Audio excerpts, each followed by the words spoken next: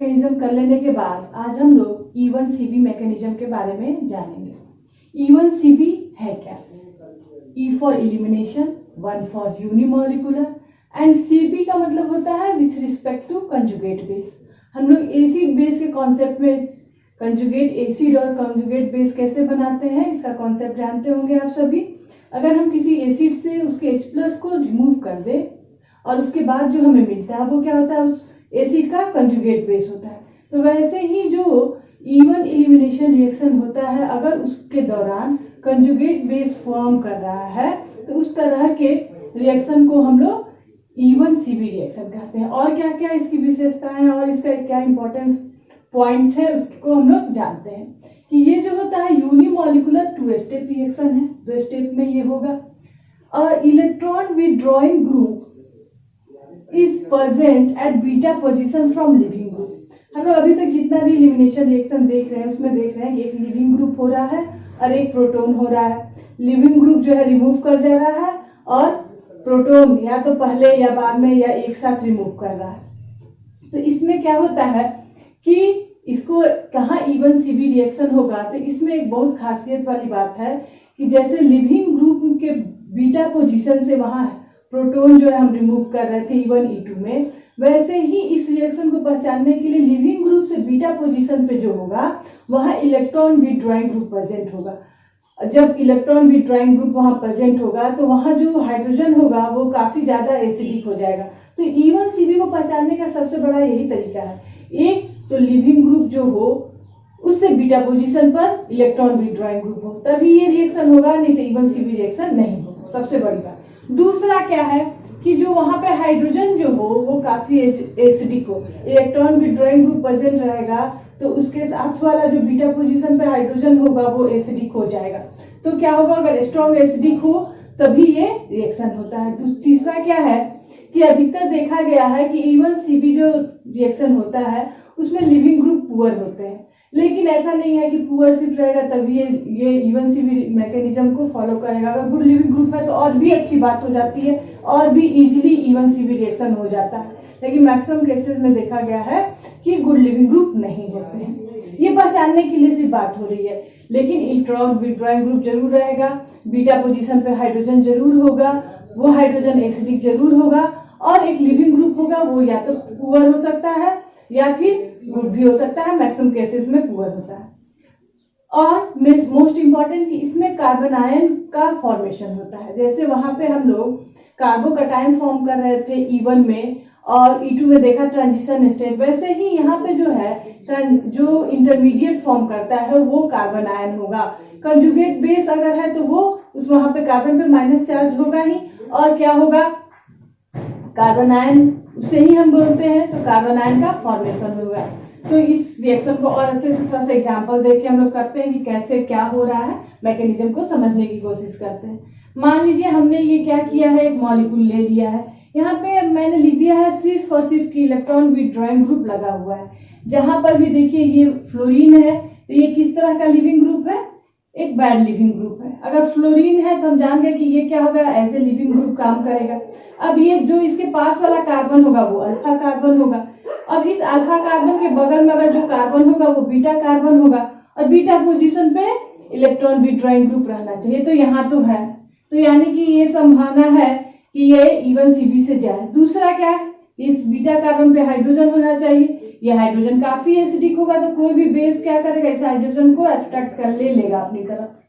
अब यहाँ पे अगर ले लेगा तो इस कार्बन पे क्या हो जाएगा, ये तो इस प्लस के रूप में निकलेगा तो इस कार्बन पे एक माइनस चार्ज आ जाएगा। अब देखिए अगर इसमें और इसमें कंपेयर करें, जैसे हम लोग एसिड बेस की बात करते हैं तो एसिड में क्या होता है, अगर H+ निकाल दे उसके बाद जो बच गया वो क्या हो जाता है, उसका कंजुगेट बेस हो जाता है। वैसे ही हम बोल रहे हैं कि ये एसिडिक है, H है, यानी कि ये क्या हो रहा है, एज ए यहाँ पे माइनस चार्ज आ रहा है तो ये इसके लिए क्या हो जाएगा, कंजुगेट बेस हो जाएगा। अब H+ निकल गया, इस कार्बन पे माइनस चार्ज आ गया।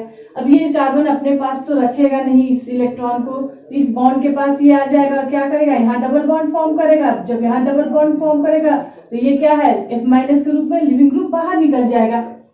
अब ये जो होता है ये प्लेनर स्ट्रक्चर होता है, जो ये कार्बन आयन का स्ट्रक्चर होगा जब यहाँ पे, तो ये क्या होगा, ये प्लेनर होगा। और क्या हो रहा है, अगर फिर से हम लोग देखिए एक बार, यहाँ पे डीप्रोटोनेशन हो रहा है फर्स्ट स्टेप में, और सेकेंड स्टेप में क्या हो रहा है, लिविंग ग्रुप जो है रिमूव हो रहा है। तो ये जो लिविंग ग्रुप का रिमूवल है यही स्लोएस्ट स्टेप है, और ये क्या करता है, ये रेट डिटरमाइनिंग स्टेप, जो भी स्लो होता है वो रेट डिटरमाइनिंग स्टेप होता है। अब उसके बाद हमें क्या हो रहा है, यहाँ पे अल्कीन मिल जाता है। एक और एग्जांपल देखते हैं, यहाँ पे कार्बोनाइल ग्रुप लगा है, तो ये जो कार्बोनाइल ग्रुप होगा वो इलेक्ट्रॉन विड्रॉइंग ग्रुप होगा, ये ऑक्सीजन अपनी तरफ इलेक्ट्रॉन को खींचेगा, सभी जानते हैं। और यहाँ पे OH लगा हुआ है, ये OH क्या होगा, लिविंग ग्रुप के साथ जैसा काम करेगा। तो जहाँ पे OH लगा है वो अल्फा पोजीशन, तो उसके बगल वाला ये कार्बन जो होगा इस पे बीटा पोजीशन। यहाँ पे कार्बोनाइल ग्रुप लगा है, तो हमारे इस वाले को भी कह रहा है कि बीटा पोजीशन पे इलेक्ट्रॉन विड्रॉइंग ग्रुप हो और एसिडिक हाइड्रोजन हो, दोनों हो तभी E1CB होगा। तो यहाँ पर तो दोनों ये फुलफिल कर रहा है, तो E1CB हो सकता है। तो सबसे पहले क्या होता है, डीप्रोटोनेशन, जो बेस है वो क्या करेगा, इस हाइड्रोजन को, एसिडिक हाइड्रोजन को ले लेगा। अब उसके बाद क्या होगा, यहाँ पे एक माइनस चार्ज आ जाएगा, कार्बन आयन फॉर्म करेगा। यहाँ पे क्या होगा, इस कार्बन पे कार्बन आयन फॉर्म किया, कार्बन पे माइनस चार्ज आ गया। अब ये जो माइनस चार्ज है ये अपने पास तो रखेगा नहीं, क्या होगा, यहाँ पे आ जाएगा, तो यहाँ डबल बॉन्ड, और ये OH जो है लिविंग ग्रुप है तो बाहर निकल जाएगा, हमें क्या मिल गया, अल्कीन मिल गया। तो यहाँ पे ये क्या हो जाएगा, ये स्टेप जो हो जाएगा वो रेट डिटरमाइनिंग स्टेप हो जाएगा। अब जब OH के रिमूवल की बात होती है तो ये हमेशा ध्यान दीजिएगा कि E2 मैकेनिज्म से OH का रिमूवल नहीं हो पाता है, ये सिर्फ आपको E1CB में देखने को मिलता है OH का रिमूवल। और दूसरा, अगर बैड लिविंग ग्रुप की बात करें तो फ्लोरीन है, हाइड्रोक्साइड है, N+Me हमने देखा था, OMe है, CN, इस तरह का अगर आपको ग्रुप कहीं दिखे तो आप समझ जाइएगा कि ये बैड लिविंग ग्रुप है, और वहां पे क्या होगा, रिमूवल इसका हो सकता है। अगर E1CB में रिएक्शन वो हो सकता है। अगर ये सब लगा हुआ रहे बैड लिविंग ग्रुप, तो आप एक बार उसके बीटा पोजीशन पर इलेक्ट्रॉन विड्रॉइंग ग्रुप को देख ले और को देखिए कि क्या ये E1CB है। अगर बीटा पोजीशन पर इलेक्ट्रॉन विड्रॉइंग लगा हुआ होगा इन सभी के साथ, तो इजिली वो क्या हो जाएगा, E1CB रिएक्शन होगा। पहचानने की बात हो रही है। अब इसके रेट को अगर हम लिखे तो रेट में क्या होता है, ये मैंने जानबूझ के दिया है क्योंकि ये थोड़ा अलग है। अब हमें लग रहा है कि रेट डिटरमाइनिंग जो स्टेप है, यहाँ पे देखिए, यहाँ पे क्या हो रहा है, ये पूरा का पूरा ग्रुप जो हमने लिया था पहले वही आ रहा है और उसके साथ बेस आ रहा है, जबकि रेट डिटरमाइनिंग स्टेप ये है। कंजुगेट बेस बनेगा कैसे, ये जितना ज्यादा यहाँ पे OH रहेगा, इस H का रिमूवल करेगा तभी वो कंजुगेट बेस बना पाएगा। इसी वजह से हमारे रेट इक्वेशन में ये OH भी आ गया है, ये यूनिमॉलिकुलर होते हुए भी। क्यों यूनिमॉलिकुलर है, क्योंकि रेट डिटरमाइनिंग स्टेप में केवल इसी का एक मॉलिक्यूल प्रेजेंट है, बेस तो प्रेजेंट नहीं है, इसलिए ये है यूनिमॉलिकुलर। लेकिन जब हम इसके के लिए रेट इक्वेशन लिखते हैं तो इस बेस को भी हमें लेना पड़ता है, क्योंकि ये जो बेस अगर जैसे हम इसका कॉन्सेंट्रेशन बढ़ाएंगे तो इस कंजुगेट बेस का भी कॉन्सेंट्रेशन बढ़ जाता है। जितने भी E1CB रिएक्शंस है वो रेजियो सेलेक्टिव नहीं होते हैं, क्योंकि इनके पास ऑप्शन नहीं है कि हम यहाँ पर डबल बॉन्ड बना ले कि यहाँ पर डबल बॉन्ड बना ले। जहां भी इलेक्ट्रॉन विड्रॉइंग ग्रुप रहेगा उसके बीटा पोजीशन पे जो हाइड्रोजन है वही क्या हो रहा है, रिमूव हो रहा है। तो क्या आप बीटा पोजीशन कहेंगे किसे, लिविंग ग्रुप के बगल वाले कार्बन को। तो क्या हो रहा है कि डबल बॉन्ड बन कैसे रहा है, लिविंग ग्रुप और एसिडिक हाइड्रोजन पे डिपेंड कर रहा है। अब जहां पर इस वजह से हम यहाँ पे रेजियो सेलेक्टिविटी को कंसीडर नहीं कर सकते। हम चाहे तो इधर डबल बॉन्ड बना ले, उधर बना ले, ऐसा नहीं हो सकता है, क्योंकि डबल बॉन्ड सिर्फ और सिर्फ लिविंग ग्रुप और इस एसिडिक एस पे डिपेंड कर रहा है। ये जो रिएक्शन है वो स्टीरियो सेलेक्टिव भी होता है। कुछ एग्जांपल करते हैं, उससे पता चलेगा हमें और समझ में भी ये फ्लोरीन है और फ्लोरीन है, दोनों प्रेजेंट है। तो ये क्या है, किसे हम क्या समझें, फ्लोरीन चूंकि बैड लिविंग ग्रुप है तो इसे हम क्या कहेंगे कि ये लिविंग ग्रुप है, और इसे हम इलेक्ट्रॉन विड्रॉइंग ग्रुप है क्लोरीन, इसलिए इसे हम इलेक्ट्रॉन विड्रॉइंग ग्रुप का।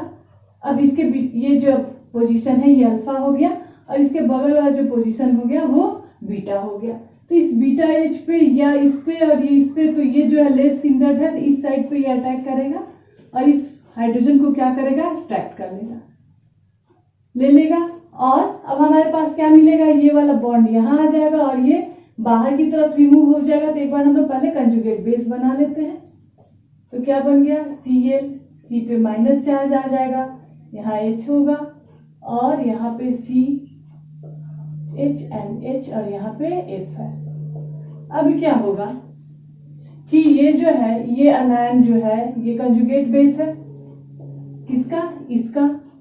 अब ये जो है माइनस चार्ज यहाँ पे आ जाएगा, ये ट्रांजिशन स्टेट इंटरमीडिएट है, और ये फ्लोरीन क्या हो जाएगा, ये बाहर की तरफ मूव कर जाएगा। तो हमें लास्ट में कौन सा प्रोडक्ट मिलेगा, Cl CH double bond CH2, ऐसा कुछ मिलेगा, ऐसा अल्कीन मिलेगा। इस वाले ग्रुप में देखिए दो ग्रुप जो प्रेजेंट है, तो ये क्या है, OMe टाइप नहीं है। जैसे हम लोग OMe जो लिखते हैं वो क्या है, उसी तरह का ग्रुप ये भी है। तो ये क्या है, एक बैड लिविंग ग्रुप है। तो ये क्या है, एक लिविंग ग्रुप। हमको पहचानना होगा कि कौन लिविंग ग्रुप है, कौन यहाँ पे इलेक्ट्रॉन विड्रॉइंग है कि नहीं। ये मिथाइल सल्फोनेट ग्रुप है। ये कैसा ग्रुप है, ये इलेक्ट्रॉन विड्रॉइंग ग्रुप है। तो हमें क्या देखना होगा, अब ये लिविंग ग्रुप है तो इसके ये अल्फा पोजीशन हो गया और ये बीटा पोजीशन हो गया। अब इस बीटा पोजीशन पे क्या करेगा, OH जो होगा वो इस हाइड्रोजन को अब्स्ट्रैक्ट कर लेगा, यहाँ पे माइनस चार्ज आ जाएगा। बारी बारी करके लिख ही देती हूँ मैं, H डबल बॉन्ड O, यहाँ पे MS भी इसको बहुत जगह लिखा रहता है, कहीं MS लिखा हो तो उसे भी आप यही ग्रुप समझिएगा, मिथाइल सल्फोनेट। यहाँ C पे माइनस चार्ज आ जाएगा, H CH2 O। अब क्या होगा, ये जो माइनस चार्ज है यहाँ पे डबल बॉन्ड फॉर्म करेगा और ये लिविंग ग्रुप बाहर की तरफ मूव करेगा। तो हमें क्या मिल जाएगा, इसको MS में लिख रही हूँ, MS के साथ यहाँ पे का CH डबल बॉन्ड CH2 और ये मूव कर जाएगा। अब देखिए एक एग्जांपल हम लोग स्टीरियोकेमिस्ट्री के लिए लिया है। अब क्या है कि कुछ इस तरह का हमारा ग्रुप है।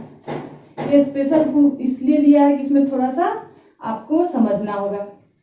यहाँ पर MsCl यानी कि यहाँ पे Cl सिर्फ जुट गया है, मिथाइल सल्फोनेट में यहाँ पे Cl ग्रुप जुट गया है। जब वो आके इससे रिएक्ट करेगा तो HCl निकलेगा और यहाँ पे ये मिथाइल सल्फोनेट ग्रुप जुट जाएगा, यहाँ पे आके जुड़ गया। अब क्या होगा, ये क्या है, ये जो ग्रुप है वो क्या है, अब ये ग्रुप क्या है, ये जो OH था यहाँ पे देखिए, ये जो CO2 ग्रुप है ये क्या हो जाएगा, यहाँ पे ये इलेक्ट्रॉन विड्रॉइंग ग्रुप है और ये क्या हो जाएगा, ये लिविंग ग्रुप हो जाएगा।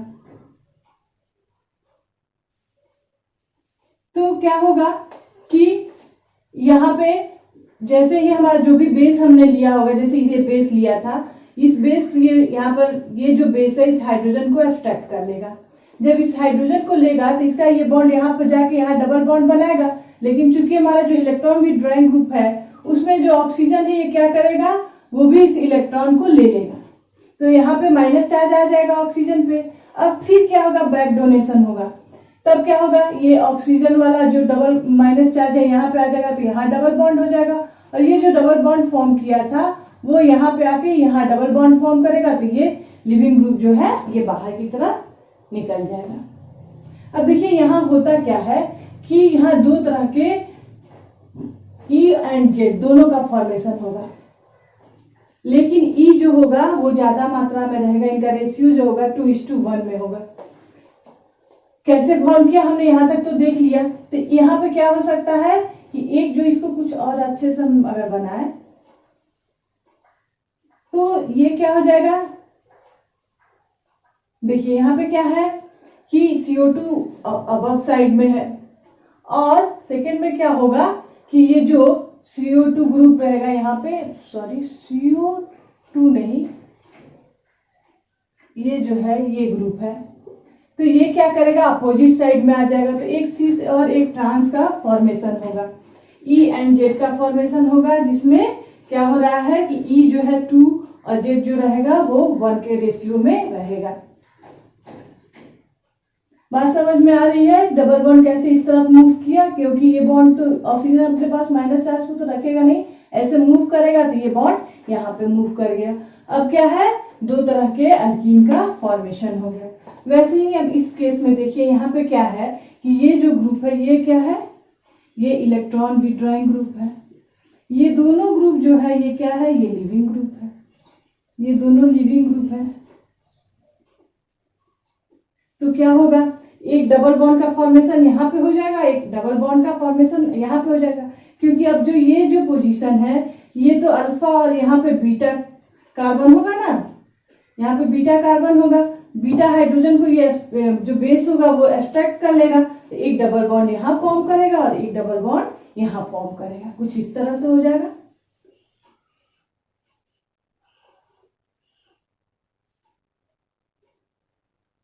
एक डबल बॉन्ड यहाँ, ये जो है हमारा इलेक्ट्रॉन विथड्रॉइंग ग्रुप है, और एक डबल बॉन्ड यहाँ और एक फिनाइल ग्रुप यहाँ पे लगा हुआ है। तो ये देखिए यहाँ पे क्या हो रहा है, ई अल्कीन का फॉर्मेशन हो रहा है। दोनों जगह जो है एक ही जैसा कॉन्फ़िगरेशन हो जाएगा डबल बॉन्ड का, और दूसरा किसी का यहाँ पर संभावना नहीं है, क्योंकि दूसरा जो साइड है यहाँ भी फिनाइल ग्रुप लगा हुआ है। ये दूसरा जो साइड है वो क्या है, हिंडर्ड साइड है, इसलिए ई का ही फॉर्मेशन होगा। इसे बड़ा सा मॉलिक्यूल देखने से कोई ज्यादा घबराना नहीं, हर में हो क्या रहा है, देखिए लिविंग ग्रुप हट रहा है और अल्फा और बीटा कार्बन के बीच में क्या हो रहा है, डबल बॉन्ड फॉर्म कर रहा है। अगर आपको कहीं मैकेनिज्म बनाने के लिए नहीं आया तो उसको कुछ नहीं करना है, आपका जो इलेक्ट्रॉन विथड्रॉइंग ग्रुप रहेगा वो प्रेजेंट रह जाएगा, लिविंग ग्रुप को आप बाहर निकाल दीजिए, अल्फा और बीटा कार्बन के बीच में एक डबल बॉन्ड, एक हाइड्रोजन को रिमूव करके आपको बना देना है। लेकिन अगर मैकेनिज्म समझिएगा तो याद नहीं करना पड़ेगा, क्यों हो रहा है उसके साथ आप करते जाइएगा तो आप देखिए कितना इजी है इसको बनाना। अब इसमें देख लीजिए, जैसे ये NO2 ग्रुप है, ये जो NO2 आ गया तो ये क्या होता है, हाँ, ये इलेक्ट्रॉन विथड्रॉइंग होता है। तो इतना ही से आप इतना बड़ा ग्रुप देख के घबराना नहीं है, क्या हो जाएगा, ये इलेक्ट्रॉन विथड्रॉइंग ग्रुप है। अब देखना है इसके बीटा पोजीशन, ये जो है ये लिविंग ग्रुप का काम करेगा, ये जो होगा ये लिविंग ग्रुप का काम करेगा। अब लिविंग ग्रुप से बीटा पोजीशन, ये अल्फा पोजीशन हो गया, ये बीटा पोजीशन हो गया, तो इसके बीटा पोजीशन पे एक इलेक्ट्रॉन विथड्रॉइंग ग्रुप लगा है, यानी कि ये क्या होगा, E1C हो सकता है। यहाँ पे हाइड्रोजन भी है तो रिमूव भी हो सकता है। क्या होगा, इजीली देखिए यहाँ से ये इस H को ले जाएगा, इस कार्बन पे माइनस चार्ज आ जाएगा, वो माइनस चार्ज क्या हो जाएगा, यहाँ पे आएगा तो यहाँ पे डबल बॉन्ड फॉर्म कर जाएगा और ये लिविंग ग्रुप जो है बाहर की तरफ रिमूव हो जाएगा। तो मिलेगा क्या हमें,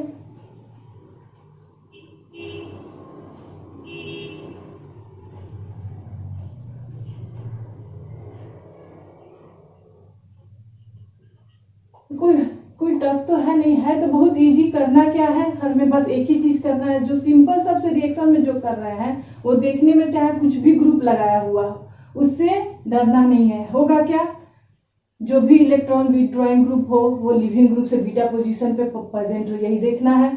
और जो लेस हिंडर्ड जो हाइड्रोजन होगा उसको रिमूव कर लेगा बेस, और उसके बाद अल्फा और बीटा कार्बन पे के बीच में डबल बॉन्ड फॉर्म कर जाएगा, लिविंग ग्रुप बाहर निकल जाएगा। इस दौरान होता क्या है कि कंजुगेट बेस फॉर्म करता है।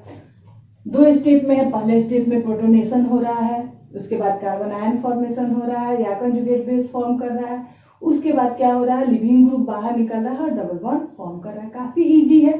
फिर से देखिए, अगर इस एग्जांपल से हम लोग समझे तो ये क्या है, एक लिविंग ग्रुप है।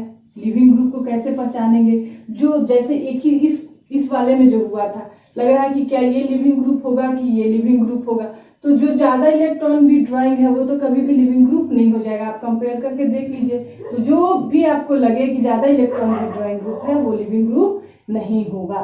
ठीक है, जो बच गया उसके बाद आप उसको क्या कर दीजिए, लिविंग ग्रुप समझ के फिर आप बना सकते हैं, और वैसे बनेगा ही। ठीक है, तो आप इजीली क्या कर सकते हैं, E1CB को बना सकते हैं। काफी इजी है। ये क्या होता है, रेशियो सेलेक्टिविटी E1CB में नहीं होता है, लेकिन स्टीरियोकेमिस्ट्री कहीं कहीं पे ये शो करता है हर जगह। तो यानी कि ये स्टीरियोकेमिस्ट्री इसका हम बता सकते हैं, और ये रेशियो सेलेक्टिव नहीं होगा क्योंकि carbon carbon double bond leaving group और एसिडिक एस पे डिपेंड